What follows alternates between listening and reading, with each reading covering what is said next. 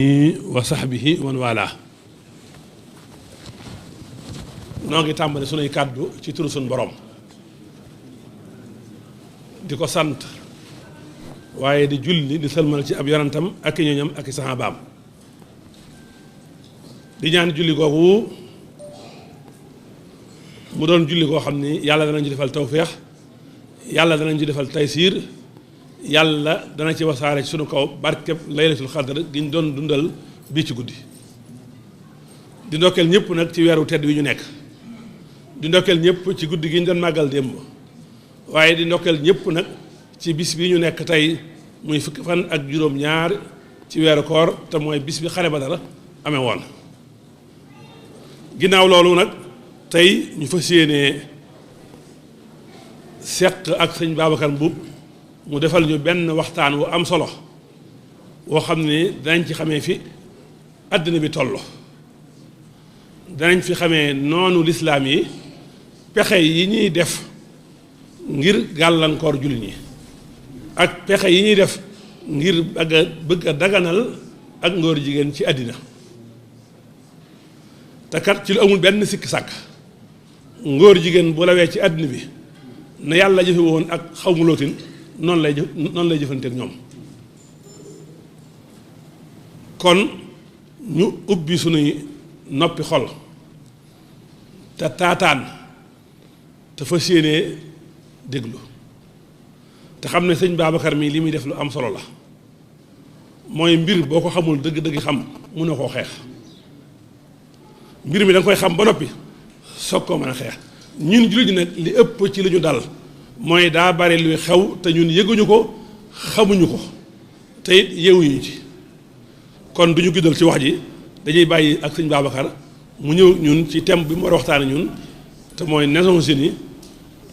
yi ñuy teg xëy yi ñuy teg ak programme yi ñuy teg te bëgg koo imposer Sénégal ngir ñu mën a dagal ak ngóor jigéen loolu la sëñ Babacar di ñëw ak ñun yàlla nañu yàlla may dégg ak topp te yàlla ubbi dënnam yombal làmmiñam ba mu wax loo xam ne nii danañ ci jariñu wa maa daalika alallaahi bi aziiz kon sëñ Babacar tafadal. bismillaahi rahmaani rahiim. alhamdulillaahi rabbil aalamiin. wasalaatu wasalaam ala asrafil anbiyaai wal mursaliin.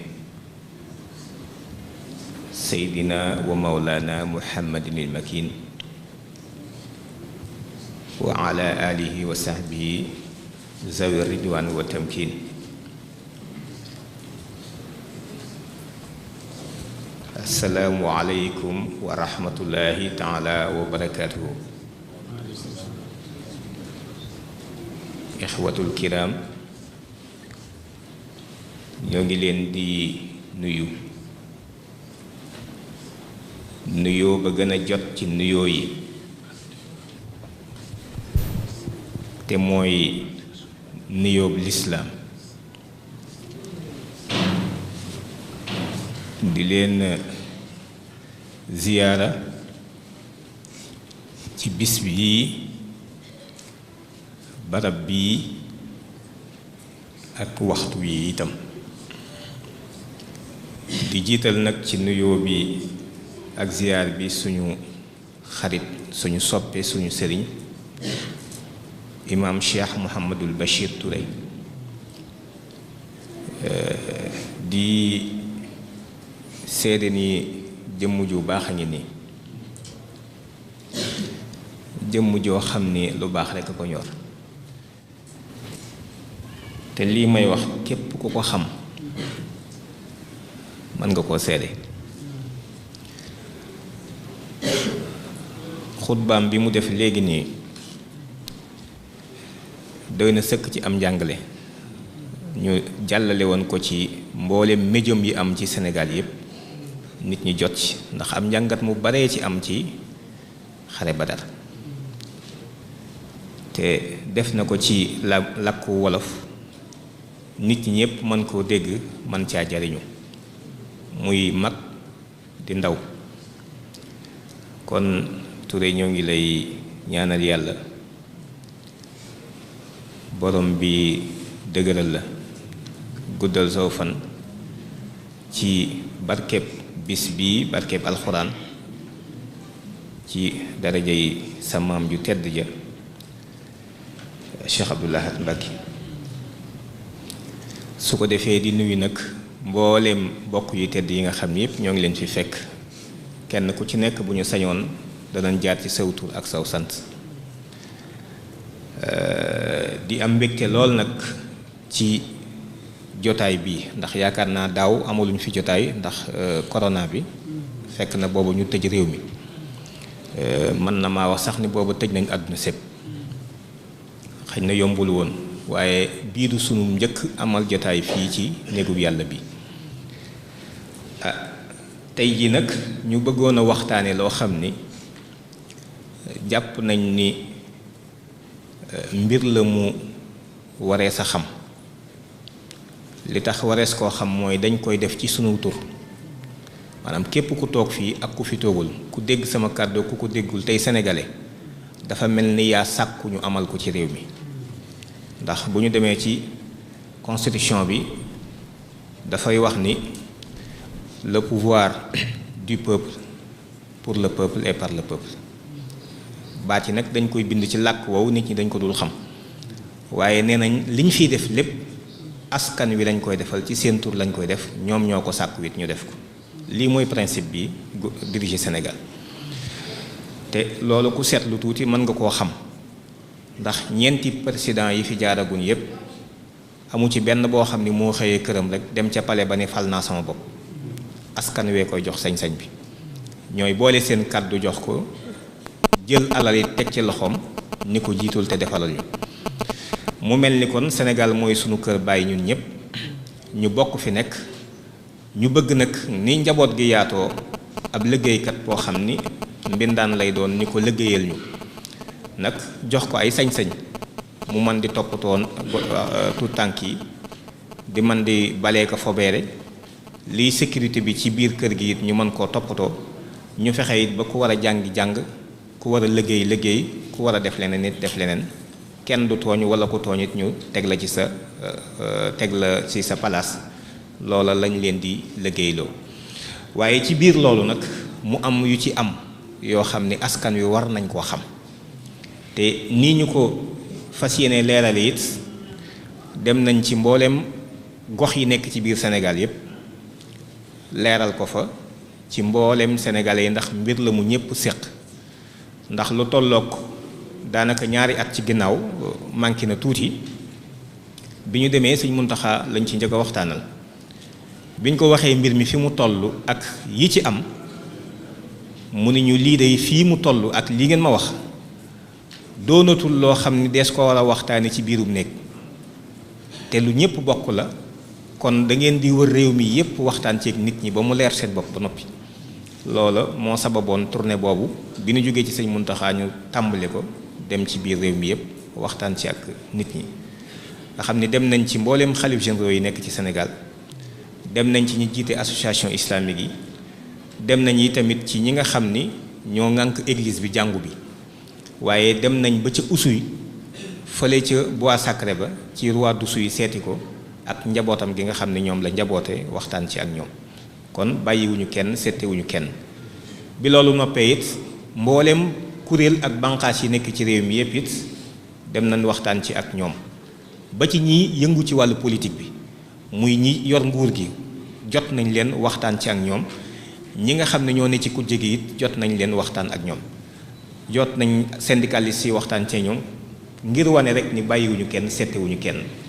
sëriñ daara yi amul kenn kuñ seeti ñëpp dem nañ ci ndax Sénégal ñun ñëpp a commencé bokk loolu mooy li ñu bëgg a waxtaane li ñu bëgg a waxtaane mooy agenda boo xam ni Nations Unies muy kuréelu mbootaayu xeet yi ñoom ñoo ko yëkkati ngir bëgg koo ga mboolem àdduna sépp ñëpp doxal ko loolu mooy lan mooy li ñuy wax àq ak yelleefu doomu aadama mbir mi ñuy waxtaane mënee su ko comprendre it te xamoo ñoom li ñuy tuddee droit de l'homme muy àq ak yelleefu doomu aadama xam ngeen àq ak yelleefu doomu aadama ñoom ci seen gis-gis ak seen jaar-jaar dafa am ñaari barab yuñ ci jaar yoo xam ne lu ñuy def ci la ñuy tegtaloo. ba ci njëkk mooy benn révolution bu amoon fële ca France ci 1789 muy ci 18e siècle ci lañ defoon déclaration bi njëkk ñu koy wax la déclaration des droits de l'homme et du citoyen fukki article la ak juróom-ñaar ku ñuy wax Gilbert Moutier de La Fayette moo ko bind di kuy wala kàngam lu rëy ci loge maçonnique bi bi ñu ko bindee doxaat ay at yu yàgg ba yegsi ci 1948 bi ñu génnee ci ñaareelu guerre mondiale bi ñu tëggaat beneen déclaration boo xam ni mooy la déclaration universelle des droits de l'homme baatub universelle bi jaaxal na ma ci ndax déclaration universelle te booba ñun ñii ak sunuy maam ñun booba ñoo ngi ci nooteel xanaa bokkuñu ci nit ñi ñun ko boobu ñun ñoo ngi ci nooteel ñun 1948 bi ñu koy def te pourtant déclaration universelle la ñu wax des droits de l'homme kon nit ñëpp am nañ àq ak yeleef ak i sañ-sañ waaye nag ñun dafa mel ni boolewuñu ci woon boobu loolu it mat naa bàyyi xel ci waroom xam-xam yeeg gëstukat yi xam ni loolu noonu la demee 1948 waaye bi ñu ko def dañoo def ci article 2 ba ni yile àq ak yelleef ñuy wax kenn sañu koo xañ nit ngir pas-pasam ngir ab deram nu mu mel ngir waasoom ngir fu mu juddoo ngir am na alal wala amu ko ngir yan xalaat la am ci siyaasa mbaa leneen ngir aadaam yooyu kenn sañu ci sukkandiku xaj ko loolu lañ ca wax waaye yii ma lim déggu leen ñu wax ci mbirum borom ñaari tur yi ndax booba ñoom dañoo jàppoon ni mbirum borom ñaari tur yi feebar la ñoom ay nit ñu feebar lañ leen jàppe woon ca jamono jooju ba 1990 nga xam ni yàggul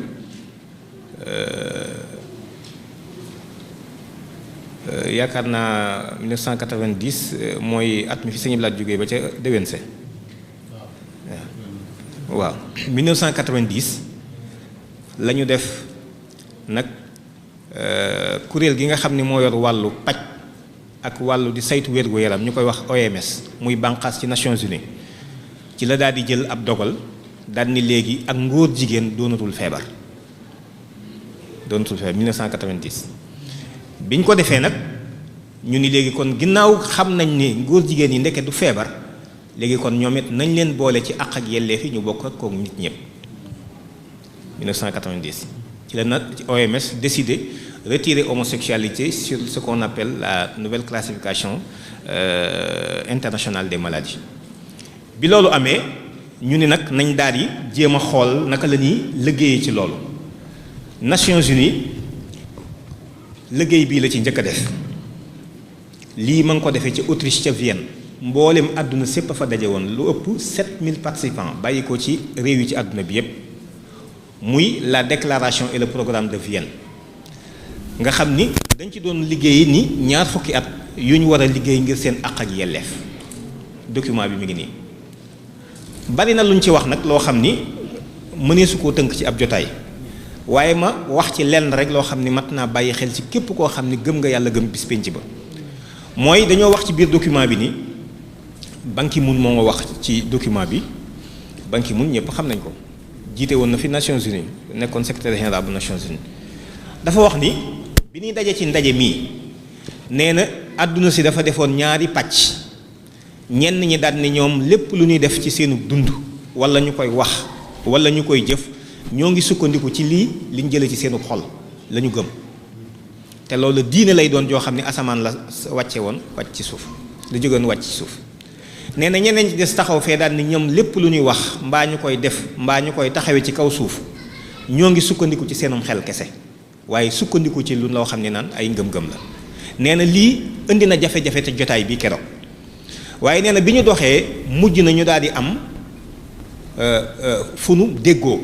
mooy miir bi doxoon diggante ñaari kuréel yooyu nañ ko màbb nee na dañ ko màbb ci liñ mujj d'accord mooy lépp lu jëmati ci àq ak yelleefu doomu aadama kenn mënta sukkandiku ci loo gëm waaye ci xel kese la ñuy tegtaloo mi ngi ci document bii nii muy 20 ans au travail pour vos droits mi ngi nii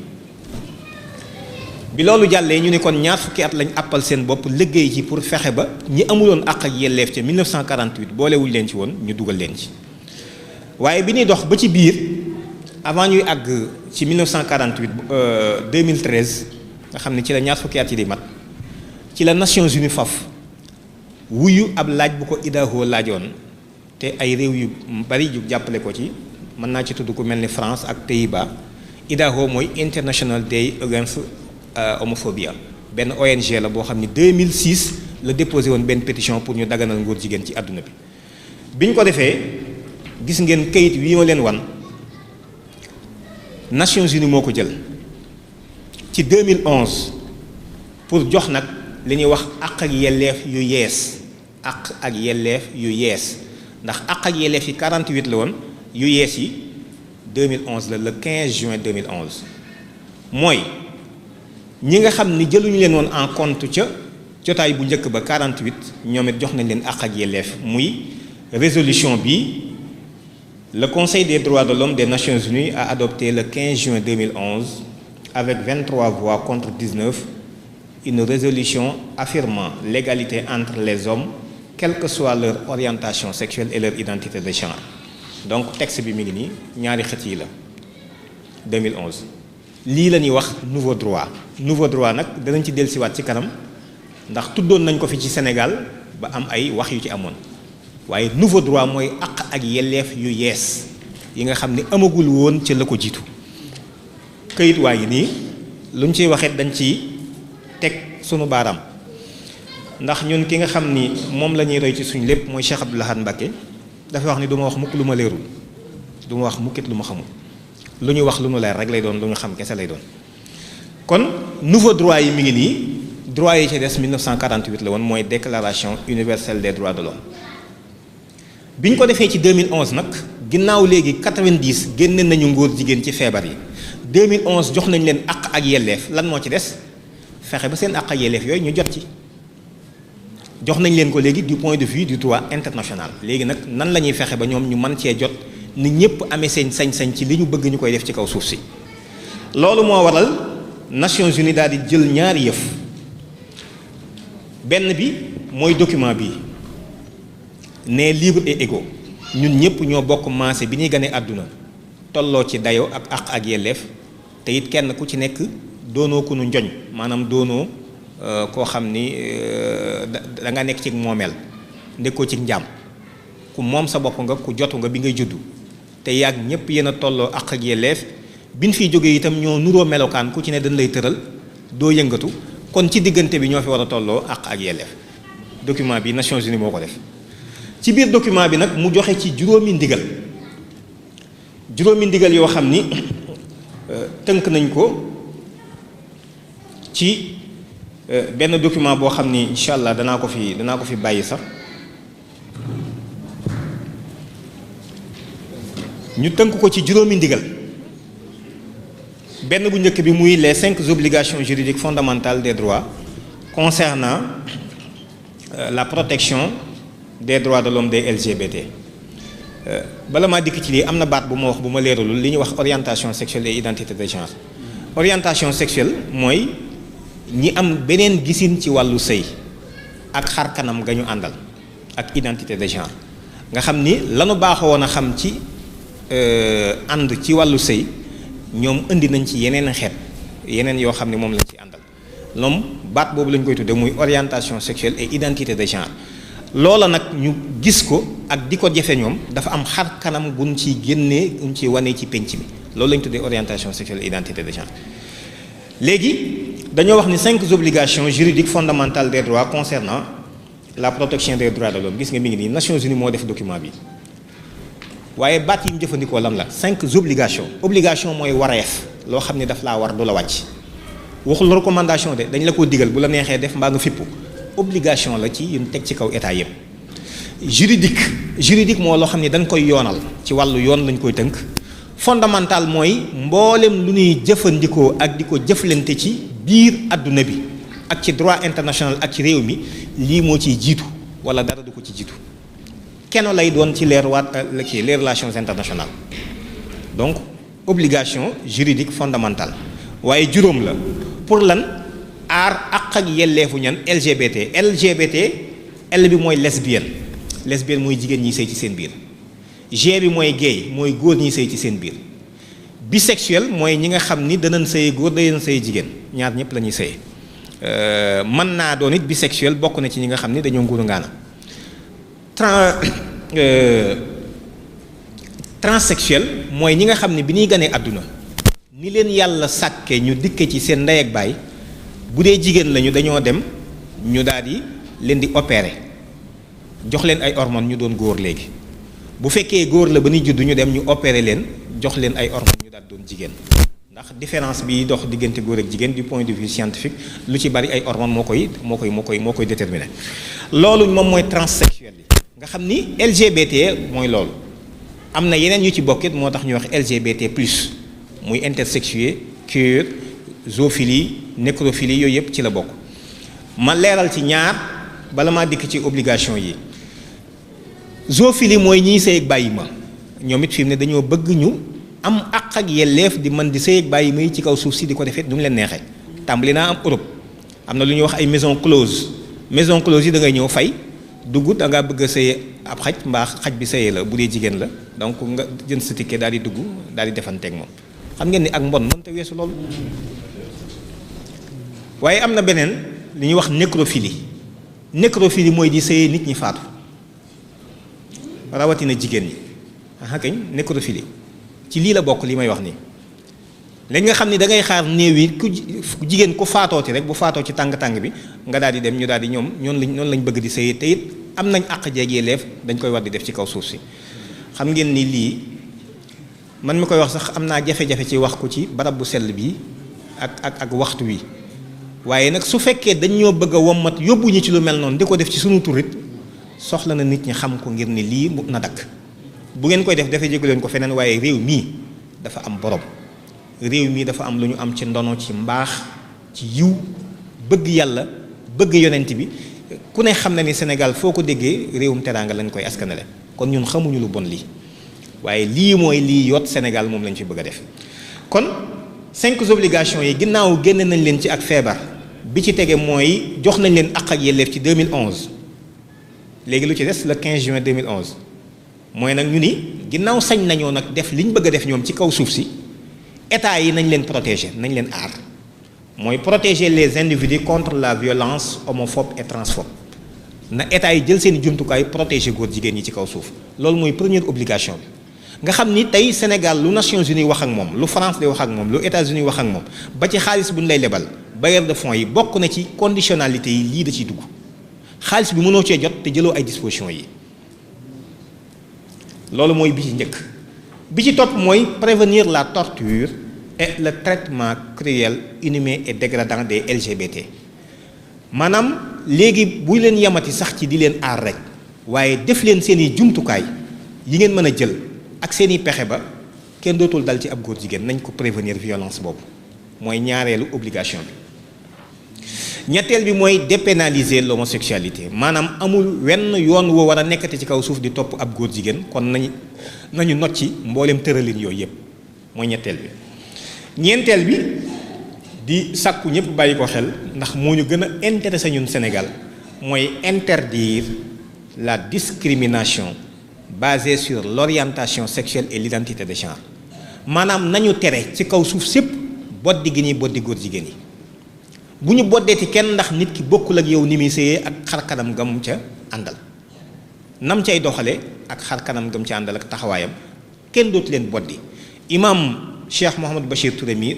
lii bu sottee dootul sañ bañ a jëflante góor jigéen bi aha kañ kenn dootu ko sañ ndax yoon lay doon moo tax ñu ni nañ ko tere bu kenn boddeeti nañ di jëflante ak ñoom sañoo leen a ber bu jëflante ak yow da ngay jëflante ak ñoom. juróomeel bi nag mooy le respect de la liberté d'expression d'association et de réunion des LGBT mooy ñoom boroom ñaari tur yi sañ nañoo yëkkati seen kàddu ci pénc sañ nañoo def ay mbootaay waaye sañ nañu it di def ay ndaje di nos ak a nocc ci di doxal seen mbir ci kaw suuf si askan yu nangul leen ko. ma delsi nag ci ñeenteelu tomb bi danaa ci delsiwaat léegi nii ndax daf ñoo yitteel bi loolu amee Nations Unies lii jël ko 2012 tàmbali ko doxal 2013 waaye yemul ci loolu daal di jëlaat nag benn jotaay ñu koy wax EPU mooy examen périodique universel nga xam ni Nations Unies day woo Sénégal ci décembre bu nekk bu ko woowee ne ko léegi jox naa la nangami ndigal jàngat nañ sa constitution jàngat nañ say loi ak say règlement nangam lii dëppoowul ak li ma digle nangam lii dafa ëpp nangam lii dafa tuuti lii nañ ko yokk dugal ci baat sàngam lii nañ ko génne ci seeni loi lii nañ ko loolu la ñuy wax EPU nga xam ni EPU bu 2013 lii mooy la fa Sénégal wax mooy EPU bu 2013 bi Sénégal demee ci EPU bi jox nañ ko fa téeméeri ndigal ak juróom-ñett fukk ak juróom-ñett 188 recommandations yoo xam ne da ko war a soppi ci constitution bi ci loi yi ak règlement yi lu ko Nations Unies digal këyit waa ngi nii ña demoon ca délégation bi ñëpp seeni tur a ngi nii li ma leen wax nii rek lu ñu ciy wax lu nu leer la lu ñu xam la rapport yii fi mu ne du lu confidentiel nit ñi ñoo dul gëstu rek waaye boo tàppee ci internet bi am rapport bi ndax Nations Unies li mu ci def lépp nëbbatu ko léegi da lay digal ba noppi def rapport bi ci juróom-ñetti langue dana ko def ci anglais ci arabe ci français ak yeneen langue yoo xam ni nit ñi danañ ko xam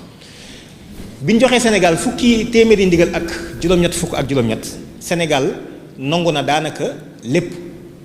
ba mu des fukki ndigal ak ñeent yi jëmoon ci daganal ngóor jigéen Sénégal da ko bañ carrément ci 2013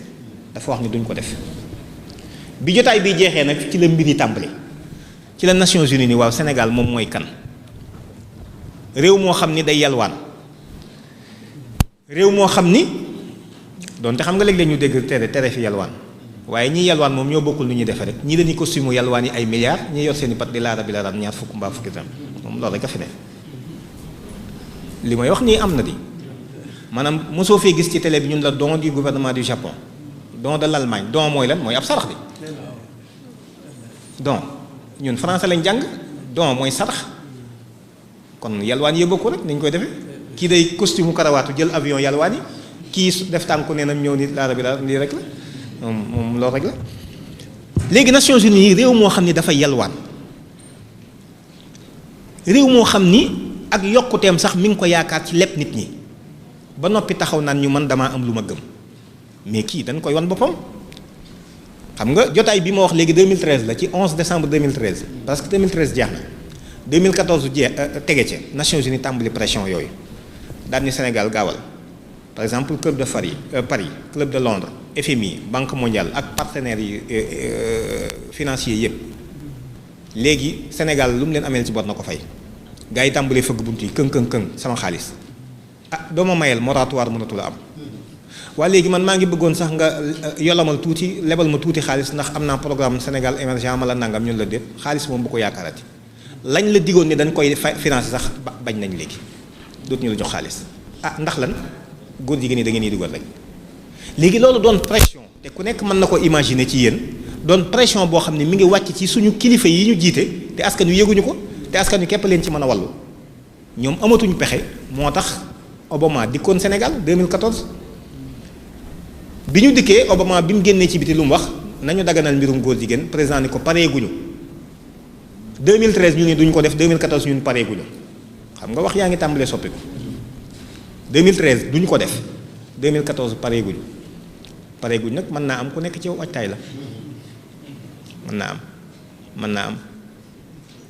kuy xaarandi dara la loolu 2014 la 2015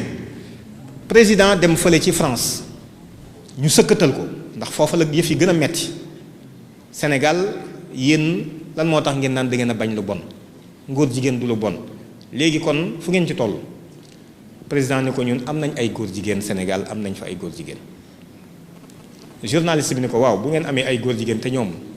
kenn sëñ ta wax kenn sëñ ta sëqat sañu ñoo sax wane seen góor jigéen googu ci penc mi lu mu leen di jariñ ni ko ndax kon Sénégal sañ nañu ñoom ak kuréel leen di jàppale wane seen mbir ak woote ci wane seen mbir d'abord ba pare ak woote ci ak ngóor jigéen ca penc ma président ni ko sañ nañu ko xam nga yaf yaa ngi tàmbalee leer de 2013 duñ ko def 2014 pareeguñ 2015 sañ ñoom sañ nañ ko dama leen di tegal wax ji it ngeen dégg ko mu ni ko sañ nañ ko mu ni ko sañ nañu ko mu ni ko mbaa dara du leen ci fekk waaw xaw ma ndax dara dana leen ci fekkam déedéet waaye du bàyyi ko ci gouvernement bi ni ko seen diggante ñoom ñooñu nag ak askan wi ni ko loolu beneen mbir la ni ko loolu moo tax ci ngay gisee ni seen jafe-jafe foofu rek la ñoom ni ko loolu moo tax nit ñi war a am ak woyof ci xam ni réew yi bokkuñu ay jaar-jaar bokkuñu nu ñuy màggee ak nu ñuy doxe ak nu mbir di ñëwee nan koy taxawee ni ko loolu it dafa feeñ ci wàllu siyaasa moo tax ngeen war a xam ni mbir mi bi mu agsee ci ñu war a boyal góor jigéen ñi nag ñu am seen àq ak yelleef yéen lijjanti ngeen ko ci ab loi France 2013 la ko lijjanti woon ci loi ni ko ñi ci des dañoo soxla ñu muñal leen jox leen temps bu gën a yaatu xam nga loolu wax jaa ngi leer la ndekete kon ñoom lii seen jafe-jafe mooy buñ leen xoj-xoj léegi ni def leen ko waaye nañ leen may temps tuuti danañ ko def léegi ma dégtal leen wax ji ngeen dégg ko ci français la ko wax nag. Mais nous avons des homosexuels chez nous. Ça veut dire qu'aujourd'hui, Nous avons les des associations homosexuels. de défense des droits des homosexuels au Sénégal auraient pignon sur rue, la possibilité de s'exprimer, la possibilité de faire campagne, par exemple. Ils sont libres. Ils sont libres, Ils sont libres de le faire. sans aucune difficulté. Ah, sans ça, je aucune ne sais atteinte. pas s'ils auront des difficultés ou pas. Pas avec le gouvernement, c'est sûr. Mais est-ce qu'ils n'auront pas de difficultés avec la société? Ça, c'est une autre affaire. C'est pourquoi j'ai dit encore une fois, les gens doivent avoir la modestie de comprendre que tous les pays ne sont pas les mêmes, n'ont pas les mêmes histoires, n'ont pas les mêmes évolutions. Et chaque pays a son propre métabolisme. Et ça, on le voit aussi au plan politique. Alors, si la question de la liberté, de la dépénalisation de l'homosexualité se pose, enfin, vous l'avez réglé d'une certaine manière par une loi, mais ailleurs, ça prendra plus de temps. Mais ailleurs ça prendra plus de temps. Ailleurs c'est où maanaam feneen fi muy wax mooy fan feneen mooy Sénégal ndax moom mi moo jiite Sénégal nee na foofu ça prendra plus de temps ah kañ wax na dëgg li tax ça prendra plus de temps mooy bi muy wax ji Sénégal mi ngi liggéey document bi ñu koy wax la stratégie nationale pour l'équité et l'égalité des genres la SNEG. lan ngeen gis ñu bind ko fii 2016 ba 2026 ndax loolu du plus de temps 10 ans plus de temps la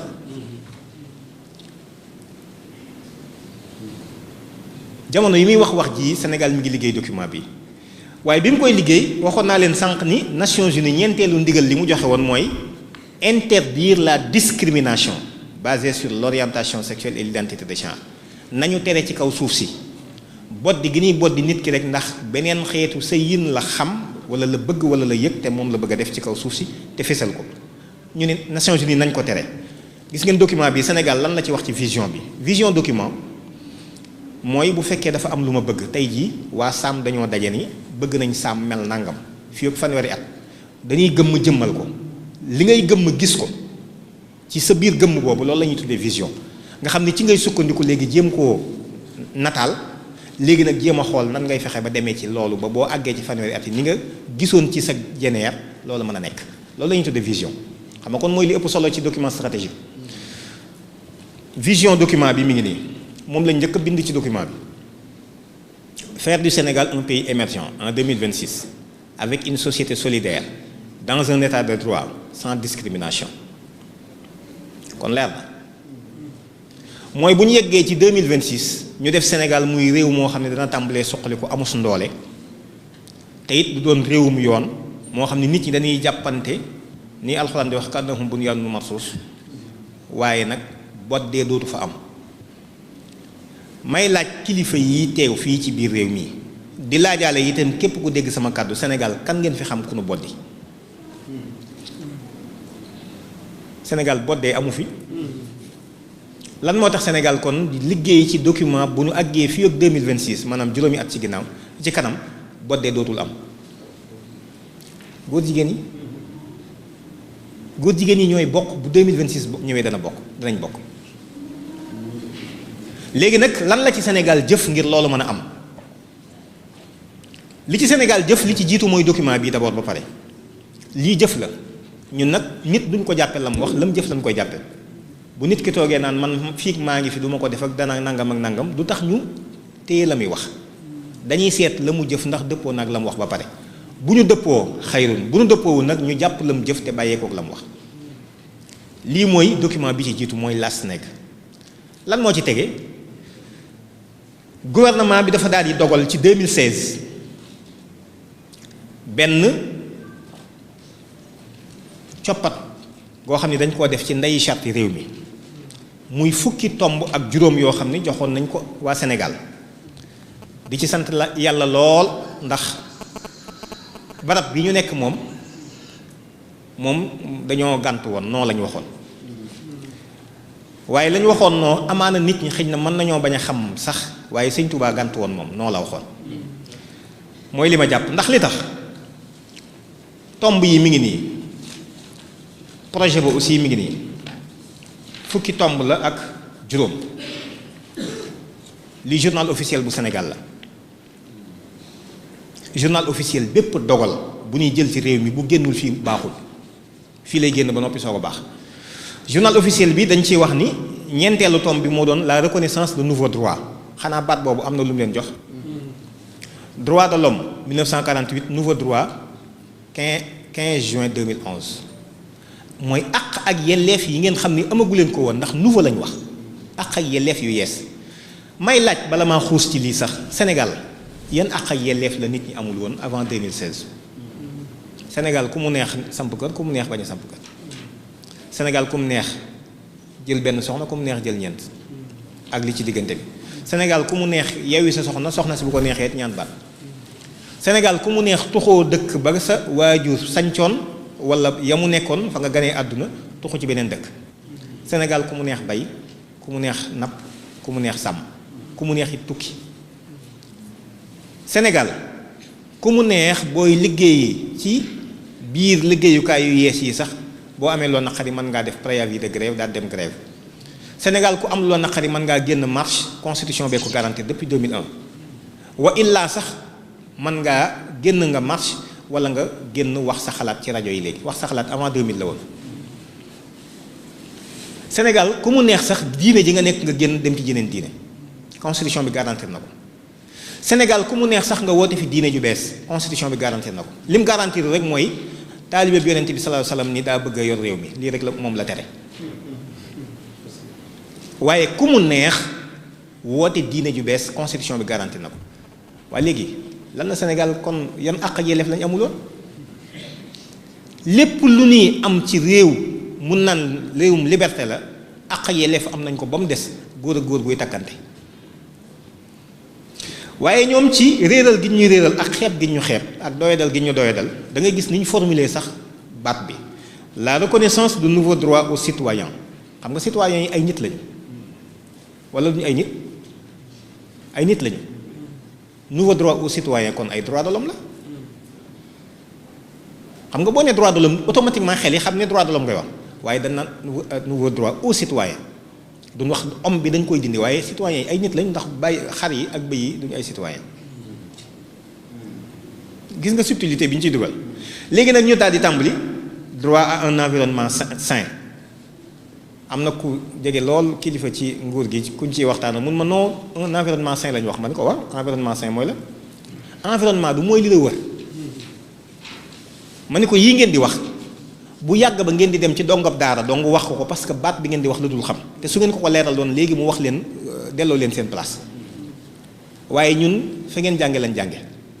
kon mën leen ñu réeral ci ay baat environnement mooy li la wër jaww ji garab yi bàyyi may waaye nit ñi ci lañ bokk nit ñi ndax góor jigéen ñi bokkuñu ci kon environnement boobu bu ñuy wax environnement bu dal te sain te sell te lañ tuddee sell ñoom ca ñoom mais nit ñi ci lañ bokk aussi te nit ñi góor jigéen ñi ci lañ bokk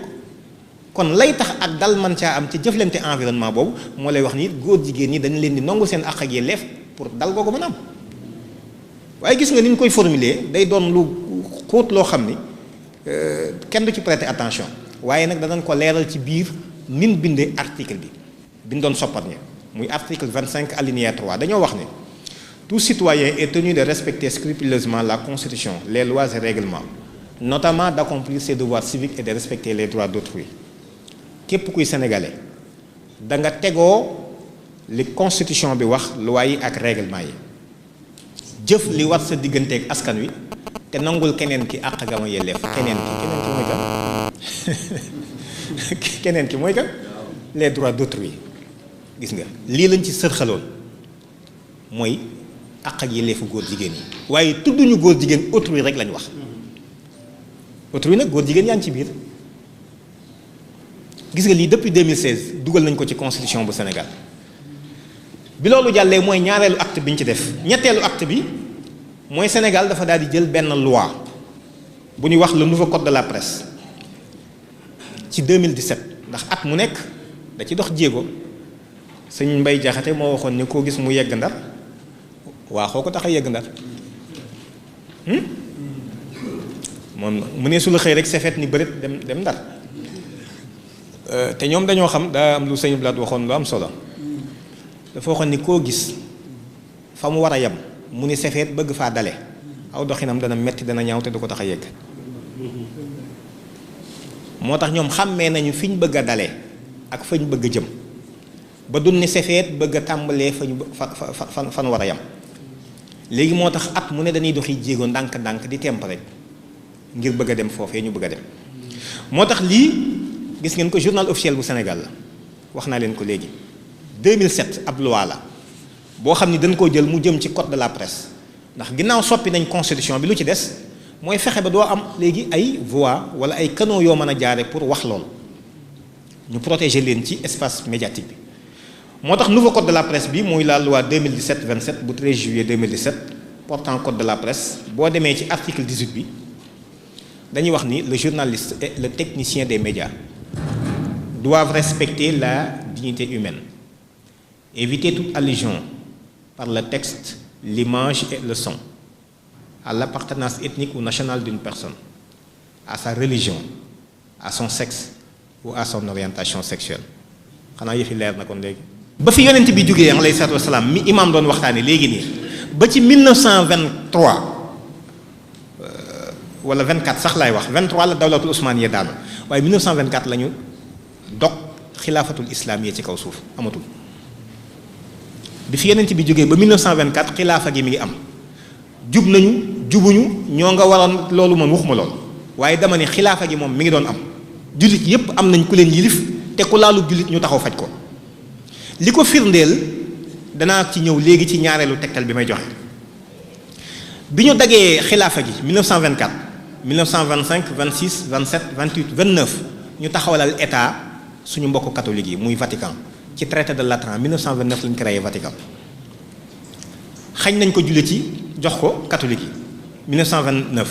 1932 ñu créé Arabie Saoudite 1932 lañ créé Arabie Saoudite rey njabootu yonent bi dàq ña fa nekkoon génne leen taxawal mamlakul saoudia soo ko toppee topp ko ba ci deuxième guerre mondiale bi mu jeexee ci lañ créé état d'Israël nga xam ni kon dafa amoon ay objectifs géostratégiques yoo xam ne jullit ñi xamuñu ko fexe nañu kon ñun ba xañ ñi suñu bennoo ak suñu boole jullit ci kenn ku ci nekk fi mu ne toog sa kër jàppate yàlla yow rek la fi nekkal te yàlla ñëpp la fi nekkal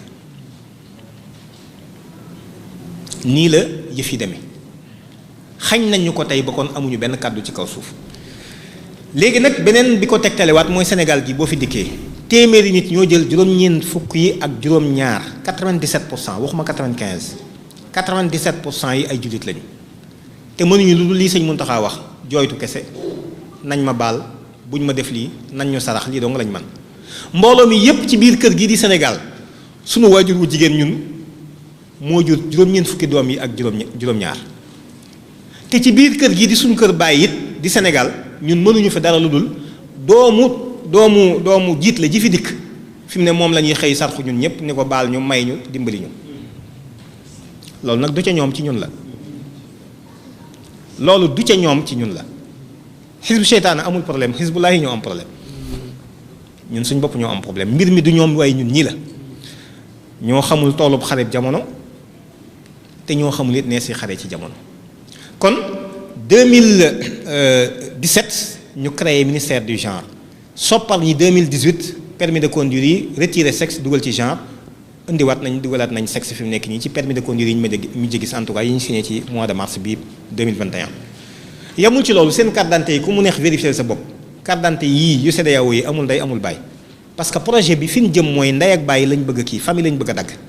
nit warut am ndey warut am baay ku ci ne dañ lay bàyyi rek góor jigéen ñi ñuy sëy di adopté da ngay dem ci banque de sperme maanaam mën niyu da nga koy dem jënd day am banque yoo xam ne ñoo koy jaay nga ñëw wax doom ji nga bëgg ñu nopp yi war a mel nangam ñu jaay la nga commandé après nga dem li ñuy wax GPA mooy gestation pour autrui nga dem fay ñu ëmbal la après jox la sa doom foofu la jamono jëm. su ko defee góor jigéen yi nit sañ naa taxaw jigéen kese ni takk naa sama bopp góor kese ni takk naa sama bopp terewul da nga mën am njaboot nga xam ni famille doonatul kon góor ak jigéen ànd ngir taxawal ak njaboot déedéet loolu soppi nañ ko depuis 1995 waaye fële ca Égypte waaye famille mooy doon lan jigéen kese dana mën a doon am famille góor kese dana ko mën a am góor ak góor am ko jigéen ak jigéen am ko góor ak jigéen aussi am ko jamono ju tiis ci lañ jëm jamono ju doy waar ju yéeme waaye nag ñeneen bu ñu gisee loolu ñun war nañoo bàyyi nit ak suñu gis-gis ak suñu gëm-gëm te loolu askan wi rekk a ko mën a fajal boppam ba tax na sama xel daf ciy sori lool léeg-léeg suñuy gisu lii ak ni ñu sàggane mbir yi ak fi mu nu mën a jëmee fi mu nekk nii léegi nag dafay mel ni première phase bi maanaam jéego yi jiitu Sénégal waroon koo dox ci mbir mi Sénégal def na ko ba pare moom la ñuy tuddee la phase d'institutionnalisation léegi lan moo ci des la phase d'appropriation de la population ngir askan yu mën koo nangu dégg ngeen ko ci waxu président léegi ngir askan yu mën koo nangu il faut ñoom ñu am ñeenti jaaruwaay wala boog ñoo ci ëpp ci yi ñuy jaar bala maa dikk ci ñeenti jaaruwaay yi ma dégtal leen ci EPU bu 2019 EPU wax naa ko sànq mooy jotaay bi ñuy woo Sénégal di ci woo yeneen i réew di seet ndigal liñ ko joxoon lan la ci def lan la ci tàmbali te yëggaleegu ko ak lan la ci defagul ak lu ko waral ak yan ndigal yu bees lay jëlaat at mu nekk ñu woo Sénégal mu dem ci décembre bii bu 2019 la délégation Sénégal la ñu wax lu leer la dañoo wax ni Sénégal yoonam terewul ak ngóor jigéen danaa leen ko dégtal ngeen dégg ko ci français la ko wax ba ñépp xam ni it lii mu wax rek laa wax. Accepter la majorité, seules 28 recommandations sur ce total-là ont été notées. Mais ces 28-là ne concernent pas seulement les personnes l'homosexualité, mais ça concerne certaines dispositions relatives au code de la famille, aux droits des femmes, à l'autorité parentale. Donc pour revenir sur votre question spécifiquement, je voulais juste préciser que la loi sénégalaise n'interdit pas en tant que telle l'homosexualité. La loi ne parle pas d'homosexualité. La loi sénégalaise n'interdit pas l'homosexualité. kon ñoom li ñuy wax ak la ñuy wax fee bokkul. ñu ni yoonu Sénégal terewul ngóor jigéen. kon nag na ko Sénégalais yi xam yoonu Sénégal terewul ak ngóor jigéen kon loolu pour wax leen rek ni kon ñoom phase bi pare nañ ci ba pare def nañ ko ci yoon taxawal nañ bànqaas yu koy saytu ñoo ngi ciy liggéey ci suuf léegi lii seen jafe-jafe mooy nan la ko askan wi di nangoo pour askan wi nangu ko nag ñeenti bànqaas yi ñuy faral di jaar yii la bi ci njëkk ñun dañoo wax ni dañoo ndóol wax nañ ñu amu leen dara da ngeen a ñàkk léegi nag ñoom dañoo am programme yoo xam ne dañuy xeex ñàkk muy la lutte contre la pauvreté ak di ñu xëcc naan ni ñuy encadrer pour ñu dem ci développement te toujours ma wax ko yéen sama mbokk yi nga xam ne yéenay samay mbokki bopp ñu nga xam ni ñun alxuraan la ñu gëm amul menn réew mu institution financière yi mas a encadré ba jëlee ko ci ak ndóol yóbbu ko ci ak soxali ko amul ci àdduna mosul am kon ku topp seen yi ndigalit ñoo ngi lay dugal ci guuta dong ndax nuñ la noté képp fi mu nekk ni la ñuy wut amul kon bi ci njëkk muy programme lutte contre la pauvreté dañ cee ciblé ñaari banqaas yu am solo muy jigéen ñi ak ndaw ñi ci mbootaayi jigéen ñi ak mbootaayu ndaw yi la ñuy faral di ciblé ni dañ leen di jàppale dañ leen di jox ay financement dañ leen di encadrer ci nan lañ war a saytoo ay mbootaay ak yan ay renforcer leen ay ci ay capacité di leen woo ci ay séminaire di leen yóbbu ay saleek ay barab léegi ku mel ni man nga xam ni man maa ngi dëkk fii ci Kajoor gii man aw sëb laa xam ak yu mel noonu nga jàpp ma yóbbu ma Saly dugal ma ci hôtel boo xam ni 4 étoiles 5 étoiles ma xool fenn fu ci nekk mel ni panal ñu jox ma ci aw ñam woo xam ne si mosuma koo jëfandikoo climatiseurs yi di sedd ñu teg ma ci ay yëf yoo xam ne di ma wan ay yëf yu xuyu yoo xam ne dafay yóbbu li ñuy wax blow my mind dafay yóbbu sam xel su ko defee bu noppee lan lay wax ca naan la ni àdduna war a doxee ni ñu war a saytoo mbir yeeg ni ñu ko war a yëfe ca la ñuy jaarale yeneen module yoo xam ne mi ngi jëm ci nan la ñuy fexe ba wut jàmm ba nit ñëpp ku ci ne sa àq ak yelleef ku ci nekk nga mën koo dund acceptation de l'autre vivre ensemble gis nga ay concept yu bees la yu ñu génne duñ la leeralagun lan la waaye ci cëppaandaw ga nga koy xam fekk na c'est trop tard waajal gi la ciy waajal nag ci concept yu bees yooyu di la ci tàggat bu ñu noppee séminaire bi jeex na ñu yëkkati 200 000 teg sa loxo kooku lu ñu lay wax da nga ko déglu te loolu ñu ngi koy doxal ci biir Sénégal ONG yi ak ñeneen ak ñeneen ak ñeneen di ko parrainer di ko doxal loolu benn phase la ci. beneen bi ci des jëfandikoo média bii gis ngeen film yi ñuy indi léegi téléfilm yi novelas yi jafe na nga seetaan ci boo xam ni góor jigéen nekku ci loolu ku ko topp ku nekk xam nga ko waaye ba ci film yi nii defee Sénégal ak théâtre yi sax da ngay gis léeg-léeg ñu ko ciy dugal loolu pour préparer opinion bi la ngir woyofal mbir yi ci ñoom ba gis gi bari goo xam ni finalement bu yegsee na mu diise woon ci ñoom ñu bañe ko ni dootuñu ko bañe noonu dootuñu diise noonu danaa ci nettali benn anecdote benn xissa dafa am benn kilifa dafa ma invité ñuy waxtaan ci mbir yi ak yeneen i mbir mu ni ma man de 1990 bi ma yëgee ni dañuy am ñaari film yu ñu indi Sénégal muy Dallas ak Dynastie nee na dama woo président Abdou Diouf xam nga ni kon kilifa la ni ko daal dama bëgg ñu gisee nee na mu ni ma ñëwal ñu gisee bi ma demee gisee ak moom ma ni ko président ñaari film yii di Dallas ak Dynastie boo seetaanee mu dow ci biir Sénégal gii lu bari ci askan wi dana yàqu ndaw ñi moom waxaale wu ma leen ëllëg kenn du leen jariñoo nee na ma wax ko ko mu ni ma dégg naa la ma jóge fa dem jak saaw fekk fa Alaaji Abdou nee na bi ma ñëwee nuyoog sëriñ bi mu dalal ma waxtaan ak moom ni ko am na ñaari film yoo xam ne da Dallas ak Dynastie la tudd bu ngeen seetaanee mu daw ci biir réew mii mboolem lu fi maam Alaaji Malick bàyyi woon danañ ko gàkkal wala danañ ca gàkkal lu bari nee na ma jóge fa ñëw Touba fekk sëñ Saliou Mbacké fii ci Touba nee na ni ko sëriñ bi am na ñaari film yoo xam ne de Dallas ak Dynastie la tudd ñoo ngi koy bëgg a indi ci réew mi di ko yaxal ci biir télévision yi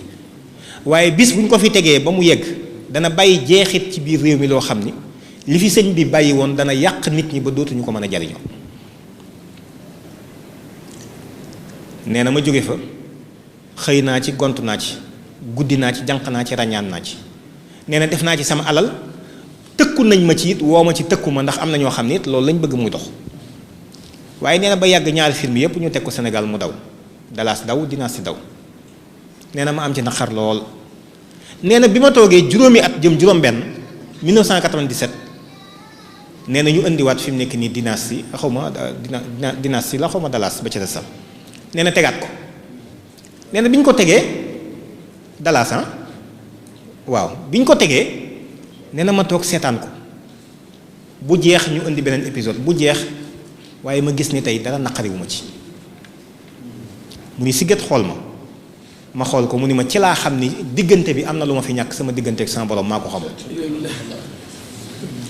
parce que télévision yi bul yaakaar ni yow sam xel lay jëm xam nga xel ñetti kii la sa subconscient lay ciblé te sa subconscient la mu cay dugal sam xel mënatu koo génne kon su ma nee loolu ci mag waxuma laa gone te gis ngeen programme bu télévision yi rawatina léegi lii lépp ay télévision la ñoo raw télé yi sax léegi ñetteel bi mooy jaare ko ci ay nit ñoo xam ni am nañu kaddu am nañ baat te nit ñi am na ñu leen bëgg am na ñu leen naw rawatina nag lenn ci artistes yi nga xam ni da nga dem ba gis sax génération bu ñu tuddee génération pain ñu am ku ñuy roy ci jëfin doxalin ak colka loolu est-ce que nit ñi xool nañu fii ak fanweeri at fan la jëm ñoo ngi waajal askan wi waaye ndànk-ndànk ndax duñ leen brusqué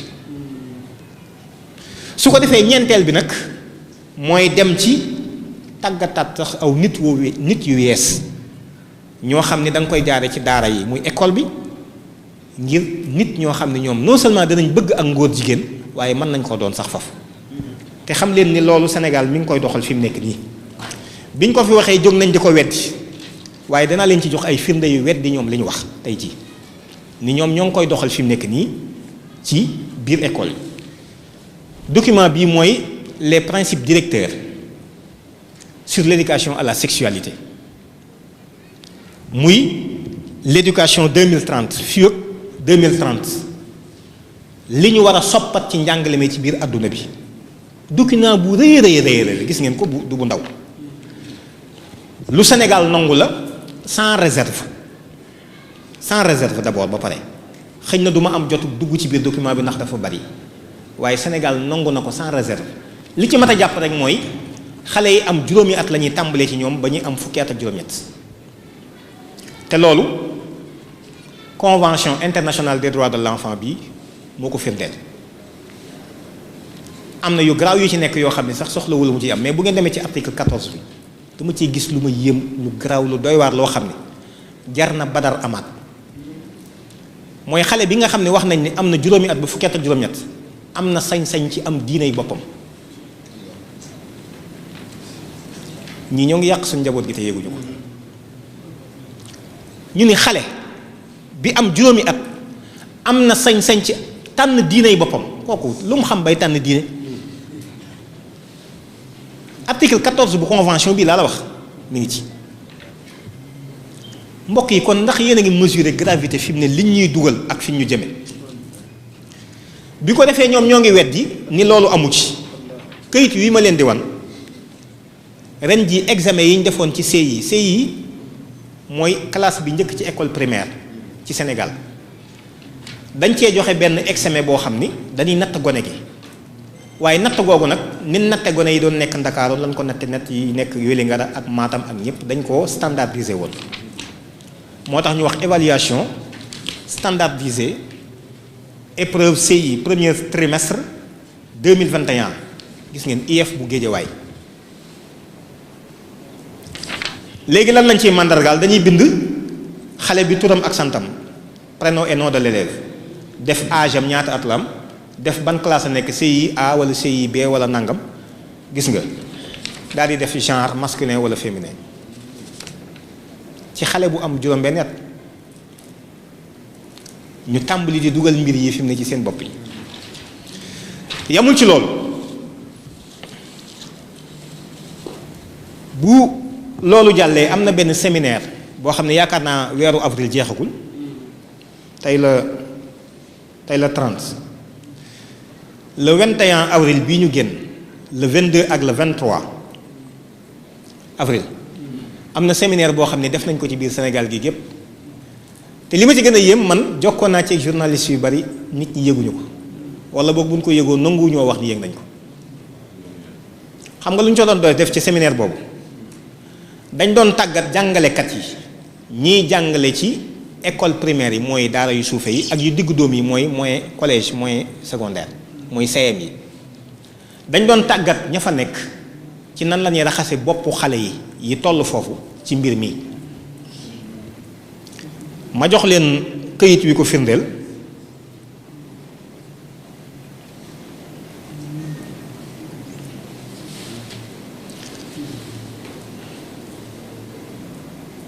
gis ngeen document bi inspecteur bi jiite IEF bu Vélingara moo ko signé bu ngeen xoolee bu ma ko agrandir tuuti da ngeen gis ni ministère de l'éducation nationale IA bu Kolda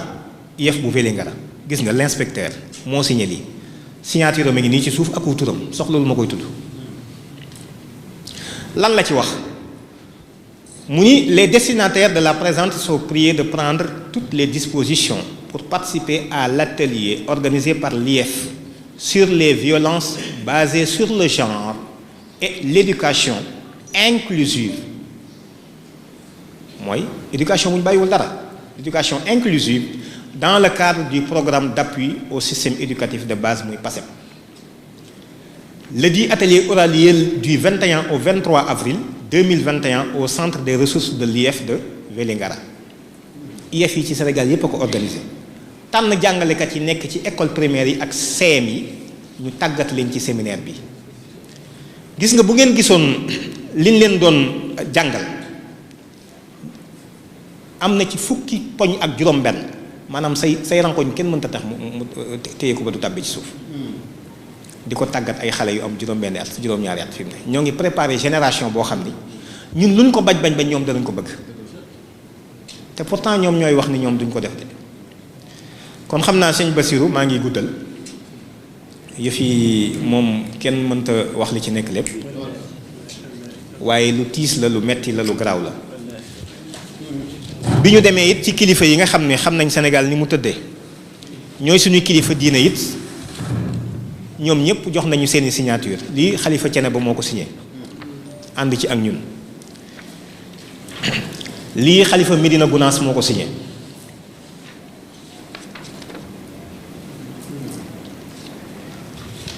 lii xalifa Léona Niassène moo ko signé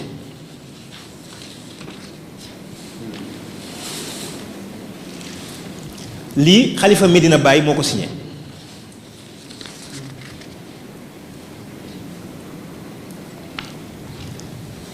lii xalifa Xaadim Rasulillahi moo ko signé sëñ Muntaxa lii sëñ Babacar Sy Mansour xalifa général des Tidianes moo ko signé xëy na doy na yii yëpp ay signature la kilifa yi ci biir réew mi yëpp a ko signé ñëpp waaye ñii ma ci jukki rek doy na sax xalif général day xaar aussi signé na ko signature am mi ngi nii kon mboolem kilifa yépp ànd nañ ci lii nañ ko dakkal ci réew mi mboolem kilifa yépp àndal nañ ci ñeen jël loi boo xam ni dafay tere ak ngóor jigéen ci réew mi ñoom ñëpp signé nañ ko ànd nañ ci moo tax ñoo ngi waajal am ndaje le 23 mai ca Dakar ñoo ngi sàkku képp koo xam ni gëm nga ni bu la Badar fekkoon nga fekkee yonent bi da nga ànd ak moom ñoo ngi lay woo di la xaar ci jotaay boobu xam nga li tax ñoom fi mu ne signature yi bu ñu leen ko jëbalee du tax ñu def loi bi xam nga li tax du tey la fi lii njëkk lii code de la famille 1971 bi ñu ko taxawalee kilifa diine yi dañoo daje fële ca Dakar le 3 janvier 1971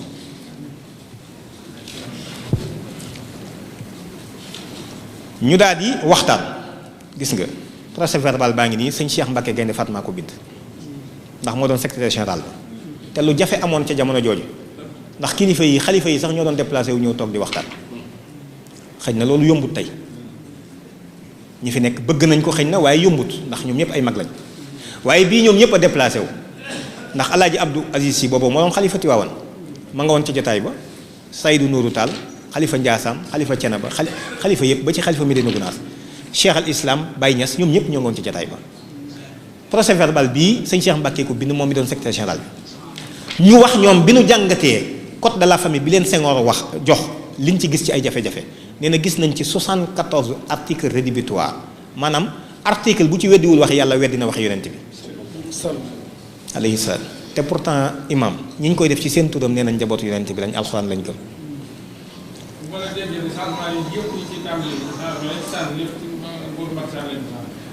waaw am na yu ci jiitu sax gis nga bi lii amee waa li ci ëpp moom ci ayam la waaye am na ci yooyu jiitu na ko moom ndax protocole de Maputo bi ñu koy signé boobu Abdoulaye Wade moo fi nekk waaye moom danaan def ak xarala danaan damay nax tubaab bi da koy signé te du ko promulgué waaye boo ko signé bàyyi ko fi bu ñëwee dañ koy promulgué jàllale ko su ko defee ñoom bi ñu defee lii ñoom ñu daal di gisee ak président Senghor ni ko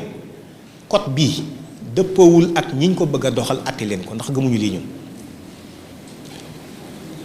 kon li ñu bëgg mooy code bu ñu fiy topp nan ci teg boole ci suñu aada boole ci diine ji fi nekk ba ci église bi sax bindaale nañ ko ci ñoom ñi seeni ngëm-ngëm nañ leen bàyyi xel jullit ñi fi ëpp loolu mooy code bi mën a dox Sénégal Senghor ni leen li ngeen bëgg lay def daal di woo Abdou Diouf mu yoon premier ministre boole leen ak moom Abdou Diouf recevoir leen daal ni leen man de xam ngeen ni jullit laa ñu ne waaw mun leen li ngeen bëgg laay def ndeke naxee mbaay la waral ñoom ñu doon dox sottiwul mooy ñoom gëm na ni nit lu mu wax dëgg la moo tax bañ leen waxee ne danañ ko def rek ñoom ñu bàyyi ne danañ ko def waaye bañ déggee ni code bi jàll na sëñ Abdoulaye def na ci discours ni code bi du dox Touba sëñ Mandione Laye def na ci discours ni code bi du dox Cambérène ak Yoff Cheikh al Islam def na ci ay bayit sëñ Abdou Aziz Sy Dabakh def na ci ay bayit waaye tamit sëñ Cheikh Mbacke ku ne xam na ni def na ci téere bu am solo kalimatillahi wiyal xuliya.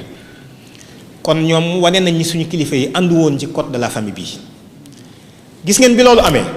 ñu doxaat ba ci 1995 damay expliquer li tax ñu bëgg nit ñëpp génn taxaw 1995 bi ñu ci yeggee am ay nit ñu dajewaat daan ni jaaduwul ku toll ni sëñ Cheikh Mbacke ak ni mu toll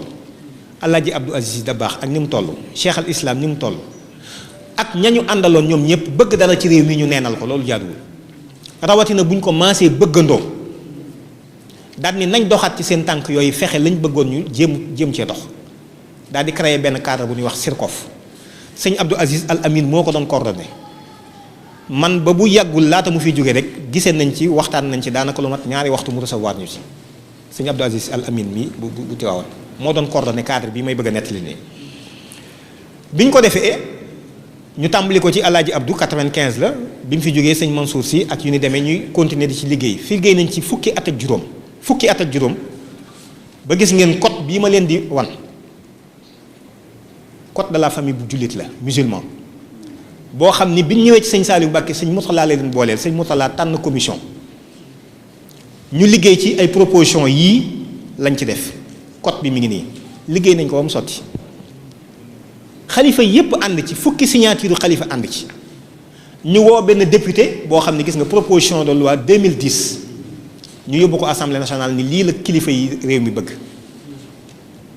ñu ne ko xoteet sànni loolu tax ma ni leen rapport de force rek lañ xam faw nit ñi gën ñu xam ni nit ñi caaxaanu ni te ñoo moom réew mi suñu ko deful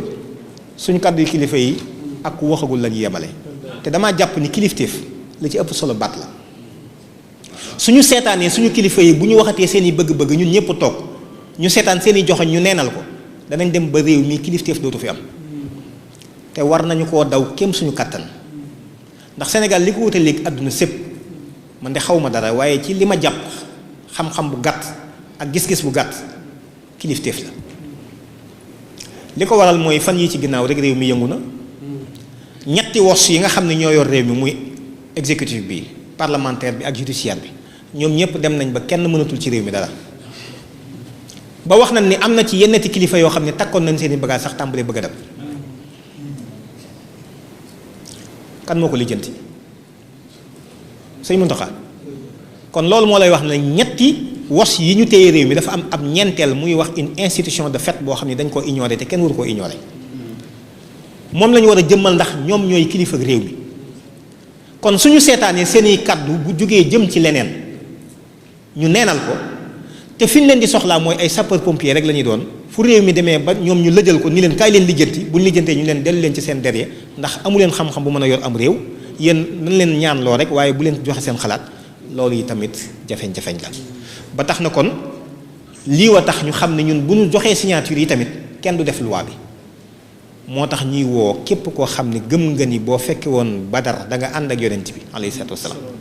képp koo xam ne gëm nga dekki képp ku gëm bis pénc ba képp ku bëgg Cheikhul Khadim mbaa nga bëgg Cheikh Omar Foutiyou mbaa nga bëgg kàngam yi nga xam ne ñoo nekk ci réew mii te jëfi lu baax lu rafet ñu ngi leen di woo ci bis boobu le 23 ñu taxaw wan leen ni leen ni loi bii du lu ñuy négocier maanaam ñun ñoo moom réew mi askan wi constitution bi moo ko wax le peuple sénégalais est souverain kon ginnaaw ñoo moom réew mi li ñu bëgg mooy ñun bëgguñu ak mbon ci réew mi ku ko fi saxal li ngeen di defet na ngeen ko dakkal ndax suñuy kilifa ñoo signé mbir mi ñoo bëgg mu dakk lii daal moom moo doon waxtaan wi ñoo ngi sant ñëpp di ndokkeel ñëpp dellu it wax dëgg yàlla di njukkal suñu wëllëre suñu soppe suñu lépp Cheikh Modou Bachir Touré asalaamaaleykum wa rahmatullahi wa barakaatu. kon xam naa mbokk yi am na fi ay laaj yu fi am sax yu jëm ci sëñ Babacar waaye xam naa dañ ciy tontu benn rek ngir sëñ Babacar bu jógee fii ginnaaw tàkkusaan daa am fu mu war a defaat waxtaan wu mel nii moo tax xam naa kon laaj yi jëm si ci moom dañ ciy tànn benn rek mu tontu ko bu ko defee ñu mën ko bàyyi mu dem ci yitte yi am na mbokk muy laaj ne ay kon cité bi ñu bëgg a xamal fii Sénégal moom la bëgg a xam lan mooy lan la ak ban taxawaay lañ ci war a am. Icon City bi dafa bokk ci benn programme bu ñuy wax ay villes intelligentes les villes interconnectées. xam nga troisième révolution bi àdduna di dund dafa am lu ñuy wax intelligence artificielle muy xarala gu yees boo xam ni dafa indi ay jumtukaay dund ak dundin gu yees bu wuuteeg la ñu baaxoo war a xam donc Akon City bi ci la bokk yeneen yu bari tamit ci lay bokk mu doon des villes intelligentes loolu nag dafa laaj temu boppam xam naa ñu waaj ko toog waxtaan ci spécialement ndax dafa bari ay fànn yu mu laal yoo xam ne lu ci ne faaw leeralees ko ba noppi waaye li ma ci mën a tudd rek mooy lu raglu la ndax intelligence artificielle bi mu juddoo wala bi ko jur moo ko waral xam nga tey bu ñu demee ba jamono sorewul ak li ñu doon waxtaanee léegi sax maanaam nit ñi am na ay xeeti poupée yoo xam ne dañ koy sos mu doon nit ki dafay ñëw jënd ko nga xam ni danañ programmer ci moom lu tolloog fukki yëg-yëg ak juróom-ñett yoo xam ne dana ko am di ko man di dox ci programmation bi rek la yem mën naa doon ku dal mën naa mel neneen mu doon jigéen lépp la doon am ci jigéen yi da nga ko ci am